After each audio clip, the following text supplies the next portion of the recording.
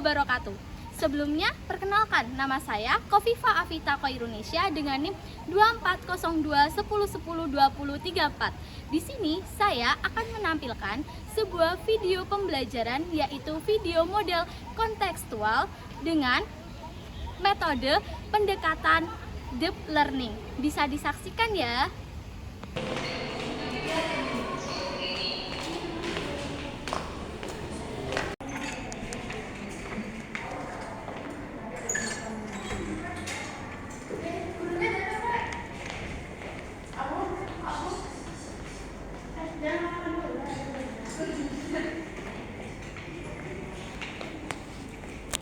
Assalamualaikum warahmatullahi wabarakatuh. Waalaikumsalam warahmatullahi wabarakatuh. Selamat pagi semuanya.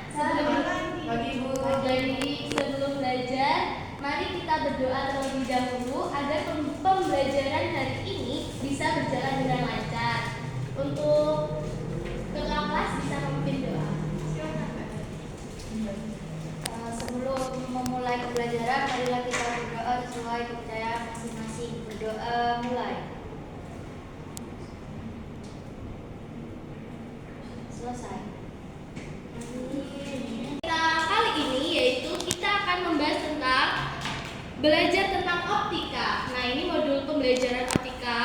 Terus selanjutnya yaitu tentang capaian pembelajaran. Nah, capaian pembelajaran yang harus kalian dapatkan yaitu bisa memahami konsep dasar tentang optik seperti pemantulan, kebiasaan pembentukan bayangan pada cermin dan lensa, serta cara berbagai alat optik berfungsi. Mereka juga harus mampu menganalisis dan menerapkan hasil observasi, analisis dan pemecahan masalah optik melalui berbagai kegiatan praktikum, diskusi dan presentasi. Selanjutnya yaitu tujuan pembelajaran kita kali ini yaitu yang pertama, melalui kegiatan observasi kontekstual yang tepat, siswa dapat mengidentifikasi berbagai fenomena pembiasan cahaya dalam kehidupan sehari-hari seperti fata morgana, sedotan yang tampak patah, dan kolam yang tampak dangkal. Kemudian yang kedua, dengan menggunakan penalaran yang logis, siswa dapat menjelaskan bagaimana cermin cekung dan cermin cembung berfungsi dan bagaimana mereka digunakan dalam kehidupan sehari-hari, seperti yang ada di sekitar kita, yaitu kaca spion dan juga reflektor lampu. Kemudian tujuan yang ketiga yaitu siswa dapat menganalisis prinsip kerja alat optik seperti kacamata, mikroskop, dan lup berdasarkan pemahaman tentang lensa dan sifat bayangan dengan menghubungkan data pengamatan mereka dengan teori optik. Kemudian yang keempat, dengan menggunakan hukum pembiasan, sifat bayangan, dan pemahaman yang tepat tentang cara kerja lensa dan cermin. Terus yang kelima yaitu siswa dapat merefleksikan proses dan hasil belajar dengan menjelaskan konsep-konsep optik secara lisan dan tulisan. Baik. Nah, untuk yang pertama nih Ibu akan mulai dengan menunjukkan sebuah video. Nah, nanti kalian perhatikan baik-baik ya video ini. Baik, Ibu. Saya akan memutar video. Nah, kalian bisa mengamati apa yang ada di video ini ya. Ya, Ibu.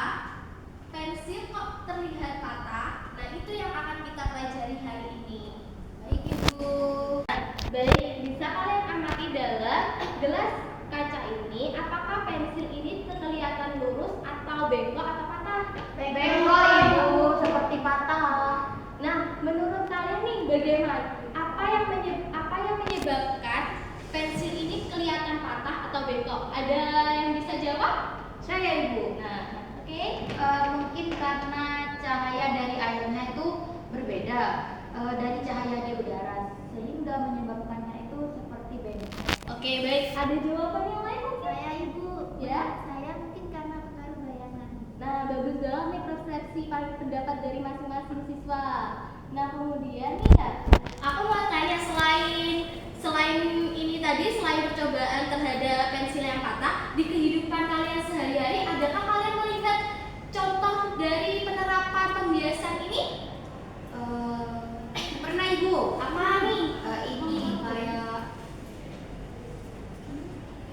Apa? Ada jawaban lagi? Bisa diskusi dulu sama temennya deh.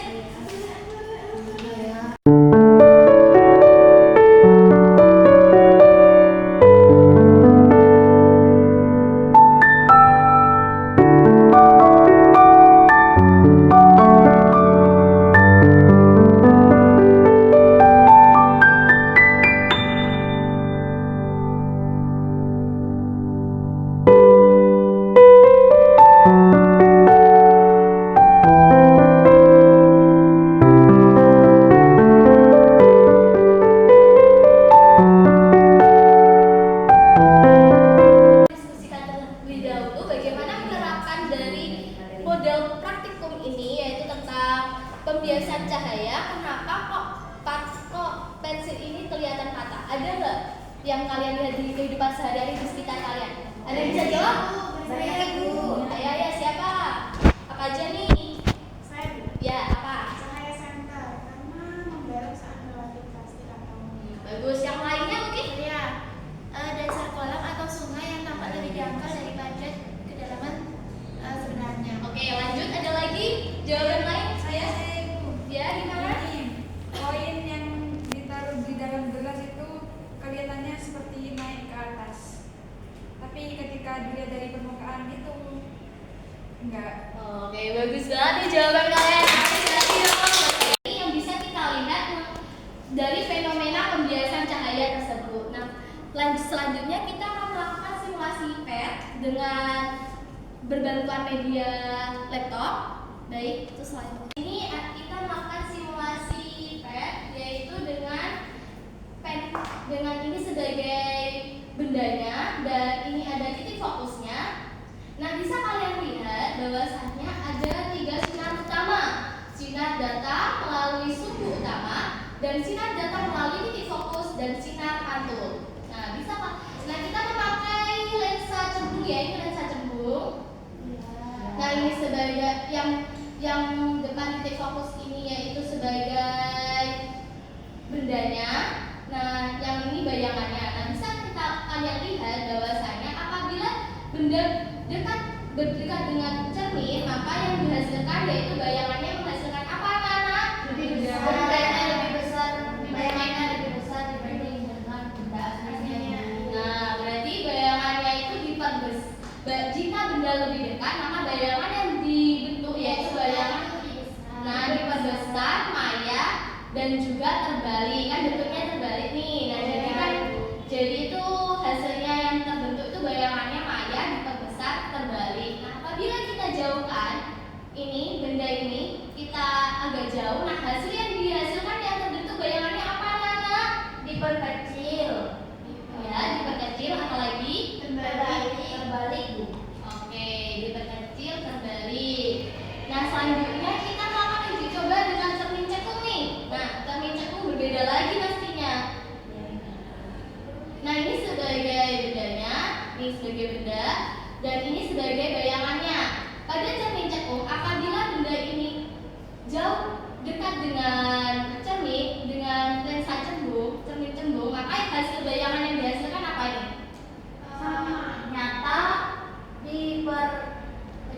diperbesar atau diperkecil itu Ibu? Nih, Diperkecil ya Ibu. kalau dekat dengan dengan cermin cekung tuh bayangan yang terbentuk itu tegak dan juga nyata karena sama. Nah kalau jauh dari cermin maka hasil yang terbentuk itu lebih diperkecil. Nah kalau ini diperbesar, kalau ini diperkecil. Baik, bisa dipahami anak-anak? Pahami Bu. Oke, next kita ke materi yaitu tentang lisan cembung. Proses pembentukannya ada 4 nih. Yang pertama, cahaya dapat merambat lurus, cahaya dapat dibiaskan, dan cahaya dapat dipantulkan, serta cahaya dapat diuraikan. Kemudian, nih proses pembentukan bayangan pada cermin cekung dan cermin cembung menggunakan sinar-sinar istimewa. Pada sinar-sinar istimewa cermin cekung yaitu terdapat sinar datang sejajar sumbu utama akan dipantulkan melalui titik fokus. Yang kedua, sinar datang melalui titik fokus akan dipantulkan sejajar sumbu utama. Yang ketiga, sinar datang melalui titik pusat kelengkungan cermin akan dipantulkan melalui titik pusat kelengkungan cermin pula. Terus sinar-sinar istimewa pada cermin cembung. Sinar datang sejajar sumbu utama dipantulkan seolah-olah dari titik fokus. Yang kedua, sinar yang datang menuju titik fokus dipantulkan sejajar sumbu utama. Yang ketiga, sinar yang datang menuju titik kelengkungan cermin seolah-olah dipantulkan berasal dari titik pusat kelengkungan tersebut.